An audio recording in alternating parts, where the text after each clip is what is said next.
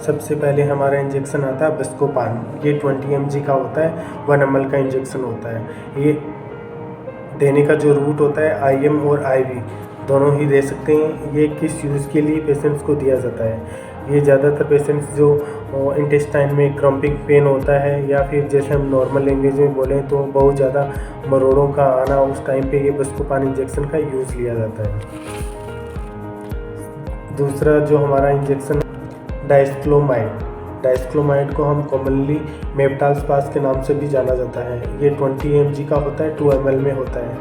इसका भी mainly use intestine में होने वाले क्रम्पिंग पेन के लिए यूज़ लिया जाता है। तीसरा जो हमारा इंजेक्शन आता है वो ड्रोटावेरिन होता है, जिसको हम कॉमनली ड्रोटिन के नाम से भी जानते हैं। इसके कुछ अलग अलग इंडिकेशन होते हैं, जैसे कि ये मेंस्ट्रुअल पेन में भी यूज़ लिया जाता है, और प्रेगनेंसी में फास्टर लेबर पेन में भी इसका यूज़ लिया जाता है, और साथ ही साथ ये किडनी स्टोन, ब्लैडर स्टोन के पेन को भी रिलीव करता है। तो अभी हमने 3 इंजेक्शंस का अभी हमने बात किया है, वो एंटीस्पास्मोडिक ड्रग्स होती हैं। First Buscopan injection, second Meftal Spas injection, third Drotin injection. Fourth हमारा इंजेक्शन आता है वोवेरिन। इसको हम कॉमनली डाइक्लोफेनिक के नाम से भी जाना जाता है। ये 75 mg का होता है पर ml में, 1 ml का इम्पल्स आता है। इसको हम IM भी यूज़ ले सकते हैं और IV भी यूज़ ले सकते हैं। IV हम डायरेक्ट इसको यूज़ नहीं ले सकते, इसको 100 ml NS में डाइल्यूट करके ही दिया जाता है। और इस इंजेक्शन में हमें बहुत सारी ऐसी बातें होती हैं जिनका हमें ध्यान रखना होता है। कुछ कंडीशन में हमें ये इंजेक्शन नहीं दिया जाता, जैसे किडनी की, कुछ पेशेंट को किडनी की प्रॉब्लम रहती है तो उस पेशेंट्स को ये डाइक्लोफेनिक इंजेक्शन नहीं दिया जाता, और प्रेगनेंसी में भी डाइक्लोफेनिक इंजेक्शन का यूज़ नहीं लिया जाता। नेक्स्ट हमारा इंजेक्शन आता है ट्रामाडोल। ये एक नार्कोटिक एनाल्जेसिक ड्रग्स माना जाता है। इसका रूट जो रहता है वो IV और IM ये दोनों रूट रहता है। IV हम ये इंजेक्शन डायरेक्ट नहीं देते, 100 ml NS में डाइल्यूट करके ये स्लो पेशेंट्स को दिया जाता है, और इसके इंजेक्शन के साथ पेशेंट को एंटीमेटिक्स ड्रग्स भी दी जाती है, जैसे एम सेट हो गया, ताकि पेशेंट्स को वॉमिटिंग, नोजिया टाइप की कॉम्प्लिकेशंस ना हो। और ये नार्कोटिक्स ड्रग्स होने के कारण फार्मेसी में हर जगह अवेलेबल नहीं होती। नेक्स्ट हमारा जो इंजेक्शन आता है वो पैरासीटामोल एक एंटीपायरेटिक ड्रग्स होता है। ये पेन रिलीफ के लिए भी दिया जाता है, और पेशेंट्स के फीवर्स में भी इसका यूज़ किया जाता है। ये IM आजकल बहुत कम यूज़ लिया जाता है, ज़्यादातर इसका IV ही यूज़ लिया जाता है। ये 100 ml का डाइल्यूट इंजेक्शन आता है, जिसमें 1 ग्राम मेडिकेशन का डोज होता है। इसका बच्चों में जो डोज की मात्रा ध्यान से दिया जाता है, क्योंकि ज़्यादा मात्रा में देने से बच्चों में हेपेटोटॉक्सिक्स हो सकता है। अडल्ट में भी ज़्यादा डोज दिया गया जाता है तो हेपेटोटॉक्सिक हो सकता है, इसलिए इसका डोज डॉक्टर के प्रिस्क्राइब करने के बाद में ही देना चाहिए। नेक्स्ट हमारा जो इंजेक्शन आता है वो इंजेक्शन है ट्रेनेक्सा 5 ml का इम्पल्स आता है। ये इंजेक्शन डायरेक्ट IV दिया जाता है। ये पेशेंट्स की ब्लीडिंग्स को रोकने के लिए इस इंजेक्शन का यूज़ किया जाता है। कुछ कंडीशन में पेशेंट्स का ब्लीडिंग्स में ज़्यादा होने लगती है, उस टाइम वो थक्का बनता है, ब्लड का थक्का बनता है, वापस टूट जाता है, थक्का बनता है वापस टूट जाता है। उस कंडीशन में ट्रेनेक्सा इंजेक्शन का यूज़ लिया जाता है। ये इंजेक्शन ब्लीडिंग को कंट्रोल करती है। नेक्स्ट जो हमारा इंजेक्शन आता है इथामसिलेट। ये इंजेक्शन भी ब्लीडिंग को कंट्रोल करता है। इस इंजेक्शन का भी यूज़ ब्लीडिंग को रोकने के लिए किया जाता है। ये इंजेक्शन ब्लड में से प्लेटलेट को इकट्ठा करता है और ब्लड का क्लॉट करता है, और इसी प्रकार ये ब्लड को कंट्रोल करता है। ब्लीडिंग रोकने के लिए तीसरा हमारे पास जो इंजेक्शन है वो वोट्रोपेस है। ये ब्लड के टोटली क्लॉटिंग टाइम को फास्ट कर देता है। फाइनली और लास्ट जो ब्लड को कंट्रोल करने के लिए, जो ब्लीडिंग को कंट्रोल करने के लिए जो इंजेक्शन दिया जाता है वो विटामिन K है। वैसे तो हमारे शरीर में विटामिन K उपलब्ध रहता है, लेकिन कभी कभी कुछ कंडीशन में हमारे बॉडी में विटामिन K की कमी आ जाती है। उस टाइम पे हमें विटामिन K को बाहर से आर्टिफिशियल दिया जाता है पेशेंट को। इसका भी यूज़ ब्लीडिंग को रोकने के लिए है।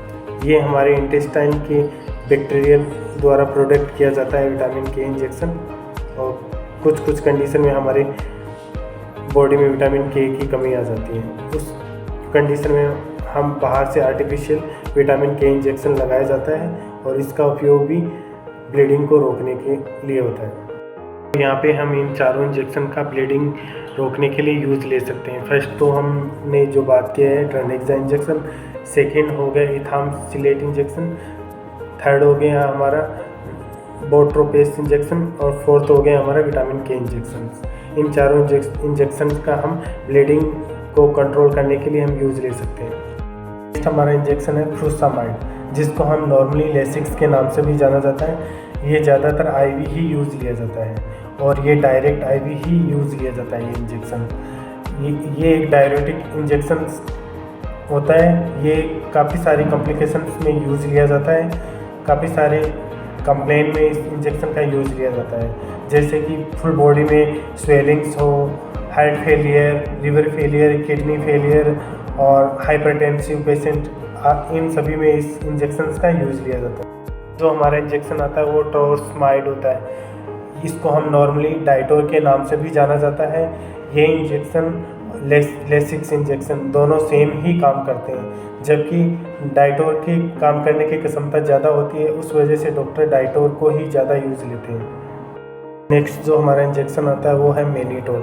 ये 100 ml आईवी इन्फ्यूज़न में आता है और इसका जो हम मेनली यूज़ लेते हैं, ये ब्रेन में जब एडिमा हो जाता है उस टाइम ज़्यादातर पेशेंटों को मेनिटोल इंजेक्शन का यूज़ लिया जाता है, या फिर हमारे आँखों का जो प्रेशर है ना वो इंक्रीज़ हो जाता है, उस टाइम पे भी हमें ये मेनिटोल इंजेक्शन यूज़ लिया जाता है। जैसे इंट्रा ओकुलर प्रेशर हाई हो जाता है, उस टाइम पे हमें मेनिटोल इंजेक्शन का यूज़ ले सकते हैं। नेक्स्ट हमारा जो इंजेक्शन आता है वो ऑन्डेस्ट्रोन होता है, जिसको हम मेनली एमसेट के नाम से जाना जाता है। ये आईवी और आईएम दोनों रूट से दिया जा सकता है। ये ज़्यादातर पेशेंट्स में नोज़िया, वोमिटिंग आदि कॉम्प्लिकेशंस होने के कारण पेशेंट्स को ये इंजेक्शन दिया जाता है। जैसे सर्जरी के बाद में पेशेंट को नोज़िया या वोमिटिंग जैसा फील हो रहा है, उस टाइम पे हम एमसेट इंजेक्शन का यूज़ ले सकते हैं। या फिर कीमोथेरेपी, रेडिएशन थेरेपी के बाद में पेशेंट्स को बहुत ज़्यादा नोज़िया और वोमिटिंग जैसा फील होता है, उस टाइम पे भी हम इस एमसेट इंजेक्शन का यूज़ ले सकते हैं।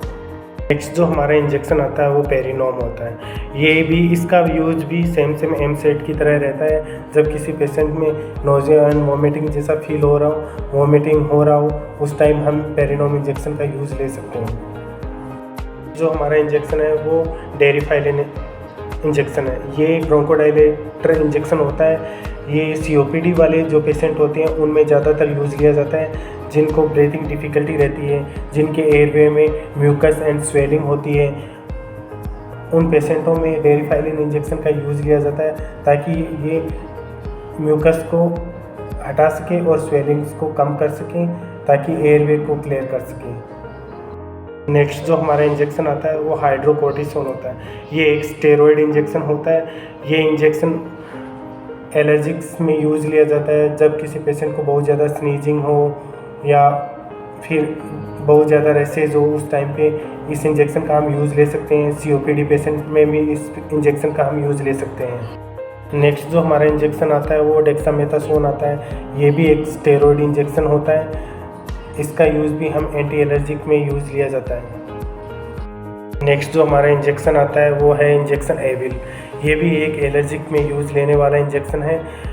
सीवियर एलर्जी हो गया या माइल्ड एलर्जिक हो गया, उसमें हम एविल इंजेक्शन का यूज़ ले सकते हैं। If you have any inquiry regarding this video, so please drop your comment in comment box. I would to love answer. Thank you for watching my video. Please video को like करो and share करो और channel को subscribe करो। Thank you.